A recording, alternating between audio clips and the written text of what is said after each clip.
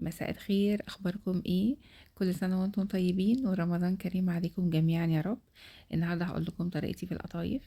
بصوا شكلها جميل قد ايه.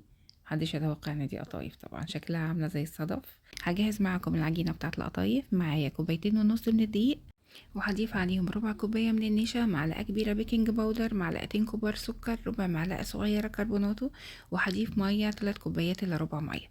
يبقى مقدار الميه هو نفس مقدار الدقيق والنشا. هخلطهم مع بعض كويس قوي، وهضيف لهم معلقه صغيره من ماء الزهر، بيدي طعم وريحه حلوه قوي، وبضيف كمان ماء الزهر على الكريمه والقشطه، بيديهم طعم جميل.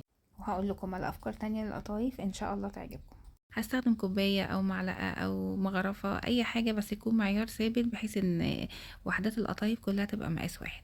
وفي طاسة سخنة على النار هبتدي احط الوحدات. انا استخدمت المعلقة اللي هي المعيارية الصغيرة. النار بالنسبة للقطايف بتبقى نار هادية، لا هي واطية قوي ولا عالية، نار متوسطة. هجرب معاكم كذا واحدة زي ما انتوا شايفين كده. اول ما تبتدي تعمل فقاعات من فوق وفتحات، اعرفوا ان العجينة ناجحة معاكم والطريقة مظبوطة. بصوا جميلة قد ايه، وبصوا ظهرها ذهبي ازاي. عايزة اقول لكم كمان ريحتها حلوة قوي. وممكن نضيف كمان العجينة رش الفانيليا. فالريحة بتاعت ماء الزهر مع الفانيليا بتخليها ريحتها روعة. طبعا كلنا عارفين ان القطايف ما بتتقلبش على الوش التاني.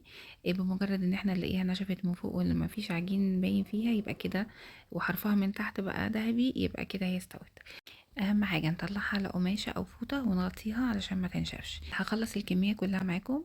جميله جدا، وطلعت لي يعني الكوبايتين ونص دقيق دول طلعوا لي كميه كتيره جدا. بالنسبه لحشو القطايف، كان عندي عصاك في التلاجة هنا هحشيها بيه، وعندي هنا ميكس مكسرات وزبيب، وعندي كمان ميكس جبن تشيدر وموتزاريلا على رومي على زيتون. اول طريقه هنا عندي، الطريقه دي روعه. هنجيب قوالب الكب كيك وهندهنهم بفرشه خفيفه من السمنه، ونبدا نضيف وحدات القطايف فيها. عايزه اقول لكم دي اخف والذ طريقه، وشكلها حلو في التقديم، وطعمها روعه. ودي بتبقى حلوه قوي لو احنا مش حابين نقلي القطايف في زيت، فبيبقى طعمها خطير وبتبقى خفيفه جدا. دي انا حشيتها ميكس جبن.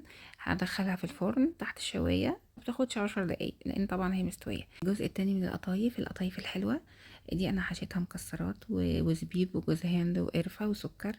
بصوا بقى طريقه القفل دي، بقفلها بالشوكه بتدي شكل حلو قوي، وبقعد اقسمها بعصاية الشيش طاووق كده، بتدي شكل شبه الوردة. بصوا بيبقى شكلها وردة جميلة ازاي. هجرب معاكم واحدة كمان. بصوا العجينة طرية ازاي، حلوة قوي، بتبقى سهلة انها تتشكل بالشوكة او بالعصاية. الجزء التالت من القطايف هحشيه العصاج اللي عندي. انا بحب احط مع العصاج جزر مبشور، بيدي طعم حلو قوي. ودي بقفلها بالطريقة التقليدية بتاعتنا. بحب اقفلها دايما بطرق مختلفة عشان اميز بين الحشوات، خاصة لما نكون هنحشي قطايف حلو وحادق او هنعمل اكتر من نوع، فكده احنا بنبقى ميزنا كل نوع بالشكل بتاعه. ده هقليه مفتوح عشان ده هيتحشى كريمة. شايفين جميلة قد ايه، ولونها ذهبي، وريحتها تحفة، جميلة جدا بجد. يعني العجينة دي مظبوطة قوي، للي حابب يجربها المقدار مظبوط بالظبط. ودي الوردات بعد ما بتطلع انا بطلعهم طبعا على مناديل، وبعد كده بنقلهم في اطباق. الوردات دي القطايف الحلوة اللي كنت حاشيها مكسرات وزبيب، ضفت لها السيرب. والنوع التاني ضفت له الكريمة. ودي النوع التالت اللي هي شبه الصدف بتاع البحر، بصوا شكلها حلو ازاي. ودي النوع الرابع اللي انا حشيتها لحمة مفرومة على الصاج. وبكده اكون حشيت معاكم 4 اصناف من القطايف. ودي اللي بالقشطة كلهم احلى من بعض. ودي طبعا اخفهم اللي هي شبه صدف البحر دي، لانها طبعا مش مقلية في زيت، فطبعا طعمها خفيف وحلو قوي. ان شاء الله الفيديو يكون عجبكم، وان شاء الله تجربوا الطريقة دي وتقولي رأيكم. وما تنسوش تعملوا لايك وشير كتير عشان الناس تجربها. دمتم بصحة وهنا.